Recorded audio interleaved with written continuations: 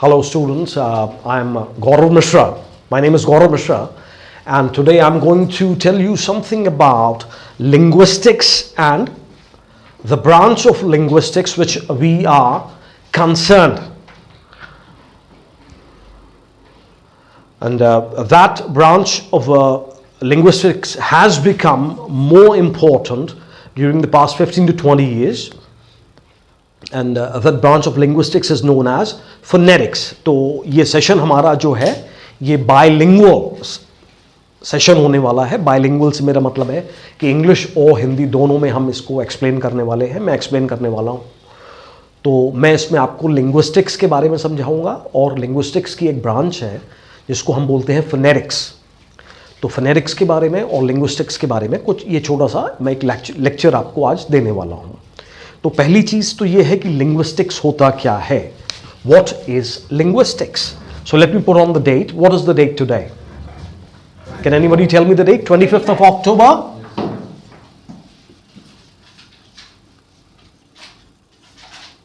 And the day is Wednesday. Yes, sir. It is always pronounced as Wednesday. It's never pronounced as Wednesday. The reason is that D is silent. So you pronounce it as Wednesday, not Wednesday. Fine? So we'll begin with linguistics.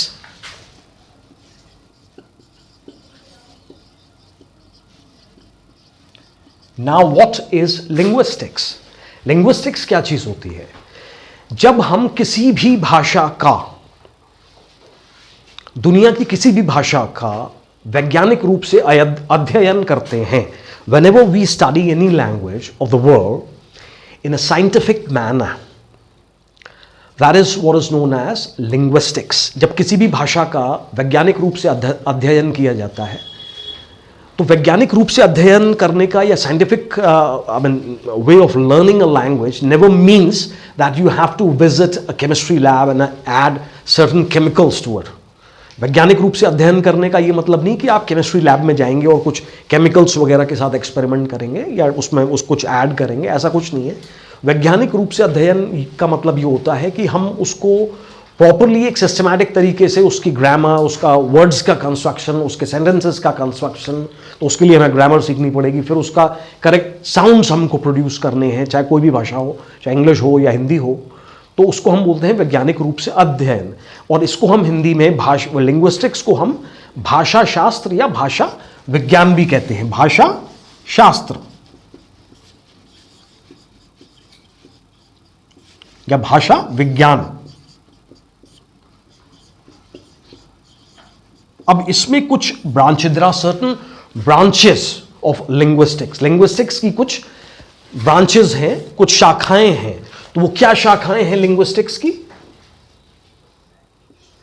Linguistics की शाखाएं हैं, पहले है syntax. Syntax में क्या करते हैं हम कि हम उसका जो रूल्स हैं, rules governing the structure of the sentences, जो सेंटेंसेस हैं, जो वाक्यों की रचना की जा रही है, तो उससे उनको कैसे उसका स्ट्रक्चर फॉर्म करना है, उसका ग्रामर क्या है उसका, तो वो known as, that is what is known as syntax. The rules governing the construction of a sentence is known as syntax. कि हम जो वाक्य हैं उनको कैसे बनाएंगे, उनकी रचना, वाक्यों की रचना किस प्रकार से होगी, यह है सिंटैक्स. अब उसके आगे आता है, सिंटैक्स के आगे, मॉर्फोलॉजी. कई लोग इसको मोर्फोलॉजी बोलते हैं. मोर्फोलॉजी नहीं है ये, मॉर्फोलॉजी. मॉर्फोलॉजी क्या चीज है?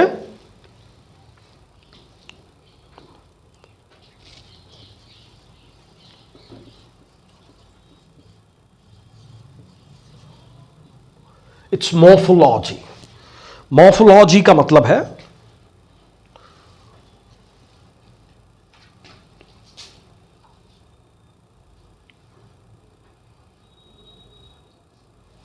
Structure of words. जो हमारे शब्दों का जो हमने रचना की हुई है, जो शब्द बनाए हैं, या जो स्ट्रक्चर है वर्ड्स का, वो क्या होना चाहिए, तो वो होता है हमारा मॉर्फोलॉजी से रिलेटेड. मोर्फोलॉजी से रिलेटेड वो, और उसको हम इट्स प्रोनाउंस्ड एज मोर्फोलॉजी. तो ये होता है that is concern with the structure of the words, कि स्ट्रक्चर जो है इसमें वर्ड्स के स्ट्रक्चर क्या होने चाहिए, वर्ड्स का फॉर्मेशन कैसे होगा। उसके बाद आता है सिमेंटिक्स। तो सिमेंटिक्स में क्या होता है कि that is concern with the meaning of the meanings, word के मीनिंग्स क्या है, what is the meaning of a particular word, इस वर्ड का मीनिंग क्या है या उस वर्ड का मीनिंग क्या है। तो that is what is concern with semantics, ठीक है ना। तो सिमेंटिक्स जो है कि इस वर्ड का मीनिंग क्या है या क्या होना चाहिए, क्या हो सकता है, तो उसमें जो भी चीजें हैं वो that is what is known as semantics. अब लास्ट आता है हमारा फोनेटिक्स। फोनेटिक्स जो है इसमें हमारी स्पीच साउंड्स और साइन लैंग्वेजेस हैं, स्पीच साउंड्स और साइन लैंग्वेजेस। साइन लैंग्वेजेस जब आपने देखे होंगे कि साइन लैंग्वेजेस क्या होते हैं, कि साइन लैंग्वेजेस में क्या है कि जो आपने देखा होगा कि जो डेफ एंड डम लोगों के लिए न्यूज आती है तो उसमें हाथों से एक्शन करते हैं कि ऐसे हुआ और फिर ऐसे हो गया, फिर ऐसे हुआ, दिस हैपेंड, दैट हैपेंड, अब उस पानी पिया हमने, फिर ऐसे करके। तो ये जो हाथों से इशारा करके जो लैंग्वेजेस समझाई जाती हैं डेफ एंड डम यानी कि मूक और बधिर लोगों के लिए, वो हमारी साइन लैंग्वेज है। तो today we are concern with phonetics, हम फोनेटिक्स से कंसर्न हैं आज, और हम स्पीच साउंड्स को हम स्टडी करेंगे। We are not concern with syntax, syntax means rules concerning the structure of the sentences, we are not concern with that. We are not concern with morphology, इसमें यह है कि जो आपका structure of the words. We are not concern with semantics, semantics क्या है, meanings, we are not concern with the meaning of the words, we are concern with phonetics. आज हम फोनेटिक्स के ऊपर बात करने वाले हैं। तो फोनेटिक्स क्या चीज होती है।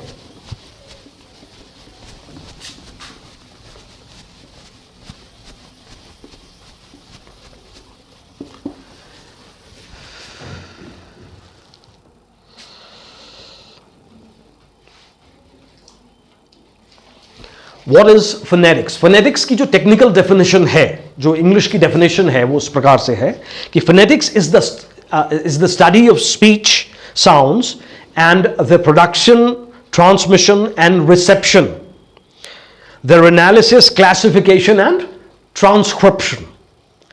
phonetics जो है स्टडी है किसकी, जो ध्वनि है, जो हम ध्वनि अपने मुख के द्वारा हम उत्पन्न करते हैं, तो उसका सही प्रकार से हम उसका ध्वनि का उच्चारण कर रहे हैं, वो सही प्रकार से उच्चारण करेंगे तभी सही ध्वनि निकलेगी, ठीक है ना। और जैसे कि मैंने उदाहरण पहले दिया था कि स को हम श नहीं बोल सकते, जैसे किसी का नाम अगर सुशील है तो उसको हम सुशील ही बोलेंगे, उसको अगर हम सुशील बोलते हैं तो वो गलत हो जाता है। तो ध्वनि को उत्पन्न करना, ध्वनि का उचित प्रकार से प्रसारण करना, कि मैं जो बोल रहा हूं वो साफ साफ आपके कानों तक पहुंच जाए और आप जो बोल रहे हैं वो साफ साफ मेरे कानों तक पहुंच जाए। तो वो मतलब उसका पहले तो प्रसारण हो, उसमें किसी प्रकार की बाधा उत्पन्न ना हो बीच रास्ते में, ठीक है। तो साफ तरीके से आप तक पहुंचे, वो है that is what is known as transmission of the sound and reception, जो आप उसको भली भांति प्रकार से सुन पा रहे हैं, मेरी जो मैं बोल रहा हूं उसको आप भली भांति प्रकार से सुन पा रहे हैं। Whatever I'm communicating, you are in a position to listen to it in a clear-cut manner. You're able to receive it clearly. वो साफ साफ आपके कानों तक पहुंच रही है, एक क्रिस्टल क्लियर साउंड आपको सुनाई दे रही है, जो मैं बोल रहा हूं उसका क्रिस्टल क्लियर प्रोनाउंसिएशन आपके कानों तक पहुंच रहा है। तो that is what is known as phonetics. इसमें जब हम उसका एनालिसिस करेंगे साउंड्स का, कि ये साउंड इस साउंड से फर्क है या टोटल कितने टाइप की साउंड्स होती हैं, वो सारे साउंड्स का जब हम विस्तार से एनालिसिस करते हैं, डिटेल्ड एनालिसिस, विस्तार पूर्वक उसका हम उस पे शोध करते हैं, उसका शोधन करते हैं, उसका वर्गीकरण करते हैं अलग अलग कि ये इस तरह ये कॉन्सोनेंट्स हैं, ये बैवल्स हैं, ये मोनोफोन्ग्स हैं, ये डिप्थोन्ग्स हैं, तो वो क्या कहलाता है, क्लासिफिकेशन। क्या कहलाता है, classification. That is what is known as classification of the sound। और उसके बाद जब हम उसको फिर उसी साउंड को हम एक लेटर के रूप में रिप्रेजेंट करना शुरू कर देते हैं। जैसे हमने बोला ए एक साउंड है। ए क्या चीज है? What is a? A is a sound. अब हमने उसको एक लेटर के तौर पर रिप्रेजेंट करना शुरू कर दिया और हमने लिखा ये this is A. So this is known as transcription. ठीक है। तो जैसे कि हम बोलते हैं कि जो हमारा कंट्री है वो है इंडिया, तो इंडिया एक क्या है? एक साउंड है। It's a combination of different sounds. ठीक है। अलग अलग ध्वनियों को मिलाकर के हम एक शब्द बनाया हमने, जिसको बोला हमने इंद्रिय। तो इंद्रिय it's a combination of different sounds. तो इसको हम, इसका ट्रांसक्रिप्शन क्या है? इसको how do we write it down? तो इसका जो ट्रांसक्रिप्शन है इंग्लिश में वो है INDIA। ठीक है ना। अभी हम यहां पे यहीं तक लिमिटेड हैं क्योंकि अभी हम आगे नहीं बढ़े हैं। अभी मैं आपको उसका बताऊंगा कि फोनेटिकल ट्रांसक्रिप्शन कैसे लिखते हैं, वो आपको नेक्स्ट स्टेप पे बताया जाएगा। अभी ये इंट्रोडक्टरी पार्ट है कि व्हाट इज फोनेटिक्स। तो अब फोनेटिक्स का यूज क्या है? फोनेटिक्स कहां पे रोल प्ले में आता है? जैसे मैंने आपको अभी बताया कि प्रोडक्शन, उसका ट्रांसमिशन और रिसेप्शन साउंड का। तो क्या हमने बोल दिया उतना काफी है? नहीं, उसको हमें लिखना भी है। तो हमने एक फोनेटिकल, तो हमारे जो कितने, जैसे मैंने आपको बताया कि इंग्लिश में जो हमारे पास लेटर्स हैं, पहले तो आप ये बताइए कि letter, what is the difference between a word, what's the difference between a letter and an alphabet. Alphabet और लेटर में क्या फर्क होता है, ये बताइए आप। What is a letter and what is an alphabet? English में कितने लेटर्स होते हैं? 26। जो ABCD अलग अलग हैं वो कहलाते हैं लेटर्स। क्या कहलाते हैं वो? लेटर्स। तो ये 26 लेटर्स बना करके क्या बनता है? एक अल्फाबेट। क्या बनता है? अल्फाबेट। तो ये हो गया, हमने सपोज कीजिए इसका नाम रखा अल्फाबेट 1। अल्फाबेट 1 क्या नाम रखा हमने इसका? अल्फाबेट 1। ये हो गया ओनली फॉर राइटिंग पर्पस। किस पर्पस का? Writing purpose only. This is meant for writing purpose only. अब हम जब इसमें हमने इसके अलावा एक हमारे पास अल्फाबेट, उसका हमने नाम रखा अल्फाबेट 2। इसमें कितने लेटर्स होते हैं? 44 लेटर्स। ठीक है।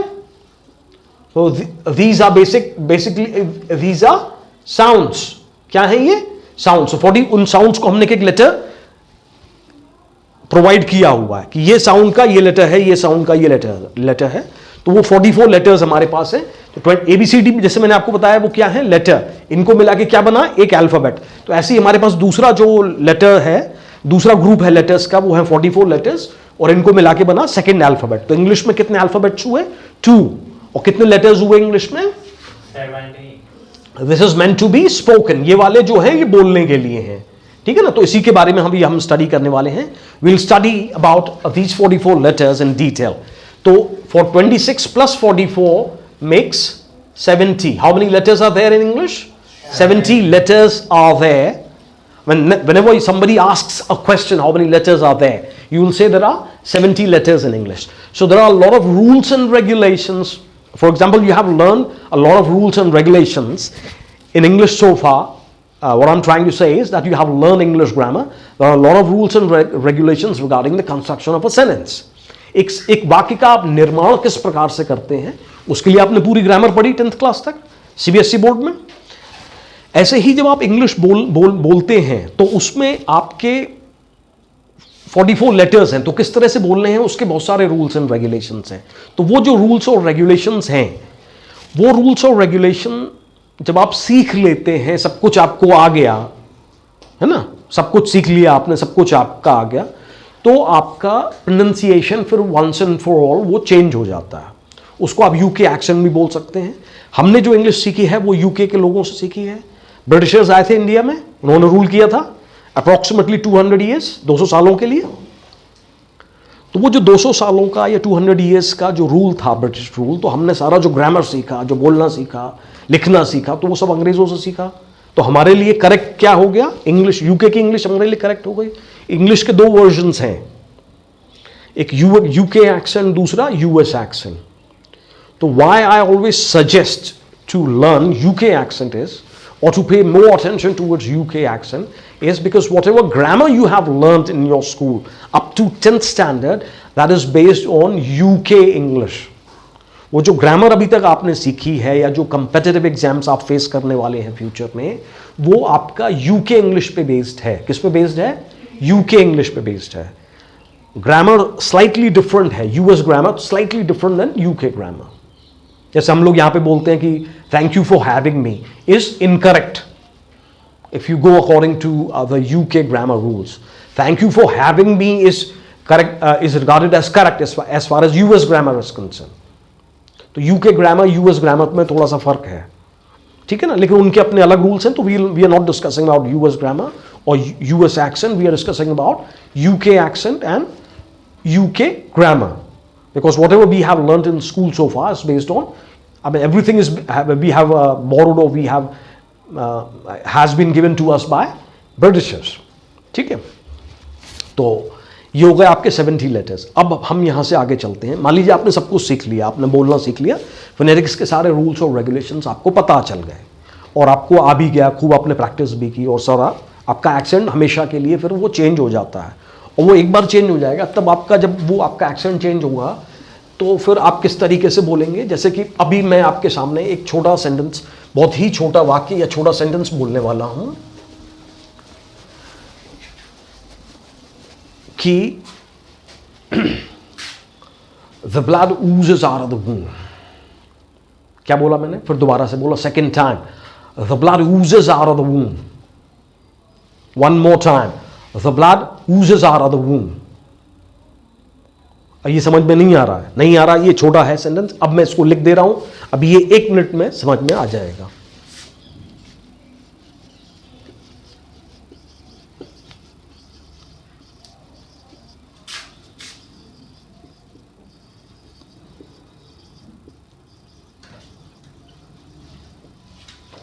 ठीक है. ब्लड, खून, ऊज करना यानी तेजी के साथ बाहर निकलना, बहना. तो खून जो है तेजी के साथ बह रहा है या बाहर निकल रहा है. किस में से? वून में से. वून, इसका करेक्ट प्रोनाउंसिएशन है wound. Some of you have noticed have been pronouncing this word as wound. Wound बोलते हैं आप लोग, वाउंड नहीं है, this is pronounced as wound. The blood oozes out of the womb. तो घाव में से खून तेजी के साथ बह रहा है, इसका ये मतलब है. ठीक है ना. One more sentence I show you as an example. अब हम थोड़ा सा एक बड़ा वाक्य, एक बड़ा सेंटेंस लेते हैं कि वो जब हम पूरा फ्लुएंटली उसको जब हम बात करेंगे, बात करते हैं. ये मान लीजिए कि आप यूके का एक न्यूज़ चैनल है, मैं उसका नाम नहीं ले रहा हूँ, यूके का न्यूज़ चैनल है जिसका मैंने पहले आपसे नाम लिया था अभी कुछ समय पहले. ठीक है ना, मैं उसका नाम नहीं ले रहा हूं दोबारा. तो उस चैनल को आप देख रहे हैं, तो वो क्या है, वो तो न्यूज़ पढ़ता चला जाएगा तेजी से, यूके एक्सेंट में पढ़ेगा वो.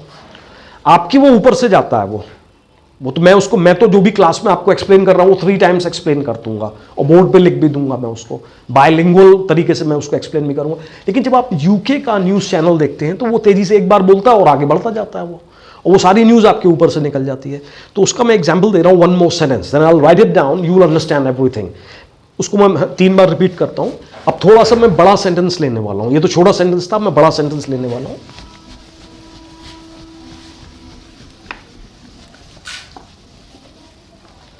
जो बड़ा सेंटेंस है वो ये है, थोड़ा ध्यान से सुनिएगा और फिर बाद में मुझे बताइए कितना समझ में आया. कि fabulous secret powers were revealed to me the day I held aloft my magic sword. कुछ समझ में आया हो इसमें, कहीं से कुछ एक आध बीच में से कोई शब्द समझ में आया हो? I think like magic show you said. Magic समझ में आया. मैजिक ठीक है, magic is I correct. like magic show. No, I like magic show नहीं, केवल मैजिक ठीक है. मैजिक बोला आपने, वो ठीक है, वो है. फिर दोबारा से बोल रहा हूं. Fabulous secret powers were revealed to me the day I held aloft my magic sword. Secret power. Hmm? Secret power. Fabulous secret power. Secret power सही है. अब one more time, yes, to me. One more time. Fabulous secret powers were revealed to me the day I held aloft my magic sword. Day. The So way. sword. No, अब मैं इसको लिखने वाला हूं.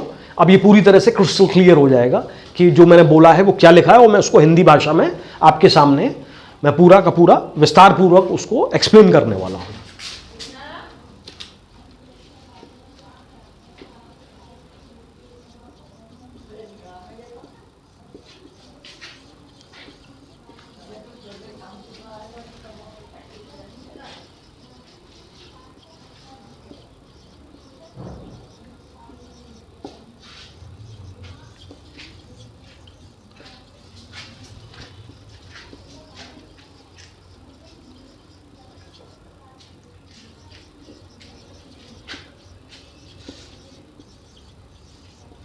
अब ये जो बड़ा वाक्य, ये बड़ा सेंटेंस मैंने लिया था, उसमें मैंने ये बोला है आपसे कि जो फैबुलस सीक्रेट पावर्स, फैबुलस यानी कि आपके मन को लुभाने वाली, मन को आकर्षित करने वाली गुप्त शक्तियां, सीक्रेट गुप्त पावर्स, शक्तियां, आपके मन को लुभाने वाली या मन को भाने वाली गुप्त शक्तियां जो थी वह रिवील्ड हुई, जाहिर हो गई, आपको पता चल गई. रिवील टू मी, किसको पता चल गई? मुझे पता चल गई. ठीक है ना भाई, गुप्त शक्तियां थी वो मुझे पहले पता नहीं थी, बाद में मुझे पता चल गई. तो कैसे पता चल गई? उस दिन, जिस दिन मैंने हेल्ड अलोफ्ट, हेल्ड यानी पकड़ा, अलोफ्ट यानी इस तरह से ऊपर हवा में उठा के, इस तरह से मैंने पकड़ा. किसको पकड़ा? अपनी जादुई तलवार को इस तरह से ऊपर उठाया मैंने पकड़ के. जिस दिन मैंने अपनी जादुई तलवार को इस तरह से पकड़ के ऊपर उठाया, तो उसमें मुझे मन को लुभाने वाली गुप्त शक्तियां जो थी वो मुझे पता चल गई, वो मुझे ज्ञात हो गई, या उस तलवार में जो शक्तियां थी वो मेरे अंदर आ गई, या मुझे पता चल गई उस दिन जिस दिन मैंने अलोफ्ट यानी ऊपर उठाया, जिस दिन मैंने अपने ऊपर उठाया इस तरह से अपनी जादुई तलवार को. ठीक है, तो ये आपका प्रोनाउंसिएशन आपका इस तरह का हो जाएगा जब आपको फोनेटिक्स के सारे रूल्स और रेगुलेशंस पता चल जाएंगे. तो इंडिया में हम इसको भले ही एडवांस लेवल का बोल देते हैं कि this communication is of advance level, लेकिन जो यूके में, हम यूके की ही बात कर रहे हैं तो यूके की बात करेंगे, यूके में इसको अर्ली एजेस में इसको साथ साथ फोनिक्स और फोनेटिक्स को साथ साथ सिखा दिया जाता है. तो they are comfortable. By the time they reach class 10th, they can fluently communicate in English with correct pronunciation. In India, we are not taught phonetical letters, phonics or phonetics during our school times. So whenever we are, as long as we are in the schools, we are never taught. It's not included in our school syllabus, in our exam syllabus. So we are not aware of the phonetical rules, we are not aware of the phonetical sounds, we are not aware of how to pronounce correctly.